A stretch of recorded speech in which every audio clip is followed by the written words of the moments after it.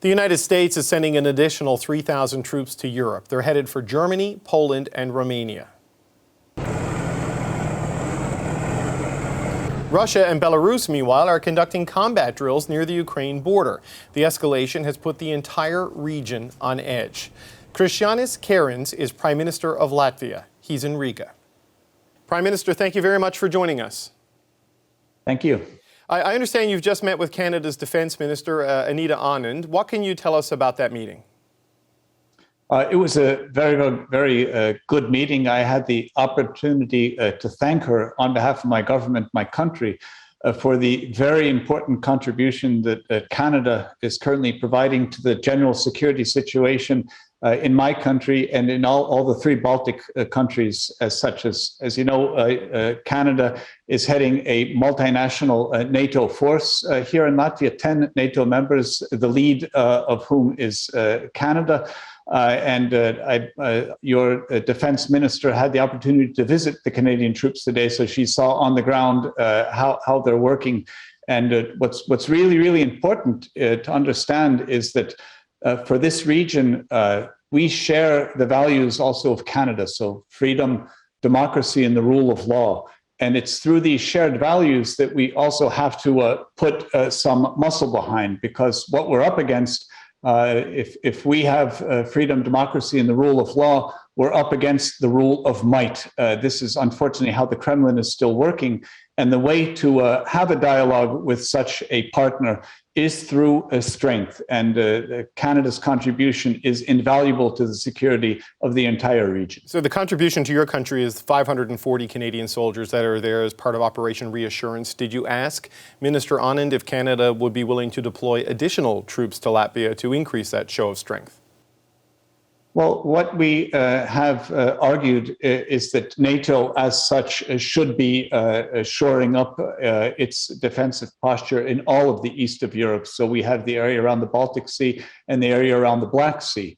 And this would be important because it sends a very clear signal also to the Kremlin that we are serious about our mutual defense, and we cannot and will not in any way be intimidated. In the broader picture, the United States committed today to deploying an additional 3,000 troops to Europe, to Romania, to Germany, and Poland. How do you react to that deployment, and what does it tell us about the current threat posed by Russia? I think it's a very positive signal. And what it says is very simply that we in the West and in NATO have understood that the way to have a dialogue with Mr. Putin is through showing strength. So we as Democrats, as democracies, we're used to when we have a conflict, both sides step back to create some common room and then look for a compromise. But that doesn't work with the Kremlin. If we step back to make common room, the Kremlin simply steps forward. So the way to have a dialogue with this kind of a partner is through a show and an increasing of one's own strength, because they do react positively to strength, and they also respect that. And so increased deployments by any NATO member in the east of Europe is welcomed, and I think it is the correct thing to do at this point. Should Canada do that to this point? There's been a resistance by the federal government here to even send weapons to Ukraine or increase its troop numbers in Eastern Europe. They are increasing a training presence in Ukraine. But do you think Canada, do you think America should deploy even more than what they've done right now? Well, I think here what's important is that all of us, so one is to strengthen us as NATO countries, the position in the East, and another issue is to provide support for Ukraine. Mm-hmm. So my own country, we provide all kinds of support, including military weapons defense. So we have the portable anti-air defense systems, the so-called Stinger systems that we're providing to Ukraine. Poland is providing a lot of support. Great Britain is providing concrete support. So each country is finding their own way.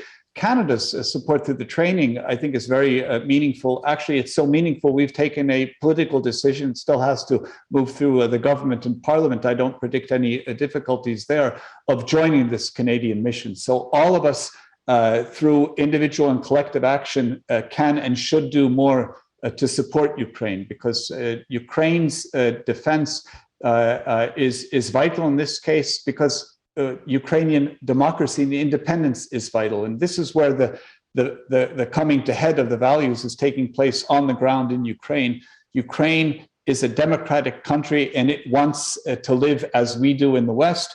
And Moscow is convinced that the rule of might, not the rule of law, should rule, and does not want to literally, I suppose, in one sense, give it up. And this is a very difficult thing maybe to appreciate. Therefore, strengthening Ukraine's defense is actually the best way to ensure that there wouldn't be no military conflict. You've mentioned that several times, the need to show strength, a show of force, and respond to the might with might. Because, I mean, let's face it, the diplomacy does not appear to be getting the results here. I mean, is it simply arming and equipping Ukraine as best the West can and then deploying troops to NATO countries? Is that really the only way to deter Russia here? Can diplomacy be the solution at all? Of course, diplomacy can be the solution, and we're hoping in the end it will be the solution. But in order to have a dialogue, you need two sides speaking with one another. And the Kremlin responds when it comes up against resistance and strength. And we'll see how things develop from here forward. But certainly the best chance for a diplomatic solution is if the Western countries, if the NATO countries and Europe remain strong and united as we are today. Russia, that is the Kremlin, respects that, and that is therefore the best chance for diplomacy.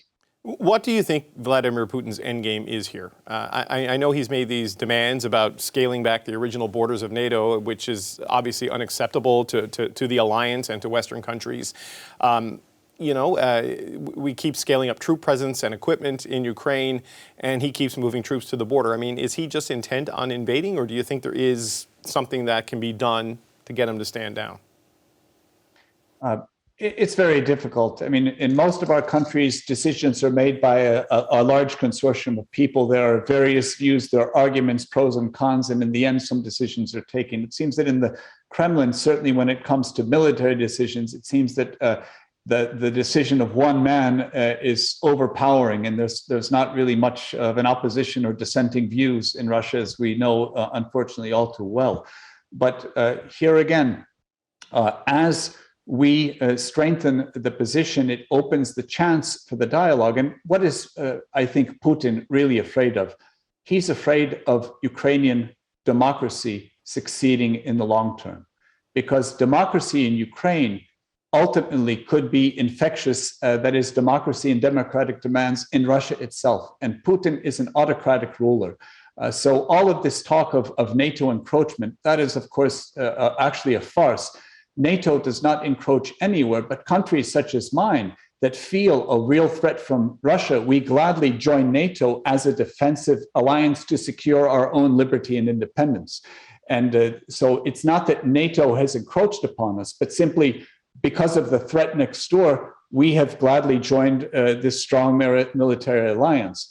And Ukraine's aspirations of freedom and democracy are contrary to the Kremlin's interests, which is autocracy. And so if this one historically closely aligned neighbor, if its democracy really, really strengthens, which it certainly is heading in this direction, which I think is very positive, that is the threat. And that's where all of the noise is coming from. Unfortunately, Putin has shown in the past that he's also willing to use military means to attain his ends.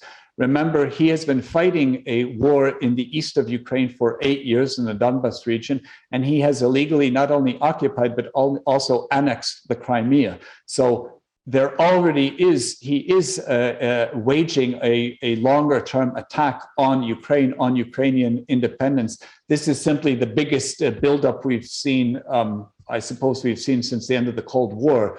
And that's what makes it so disconcerting. But our resolute unity is the way to respond to that. Prime Minister, thank you so much for your time. Thank you. Hi, I'm Vashi Capellos, host of Power in Politics. See more of our show by subscribing to the CBC News channel or click the link for another video.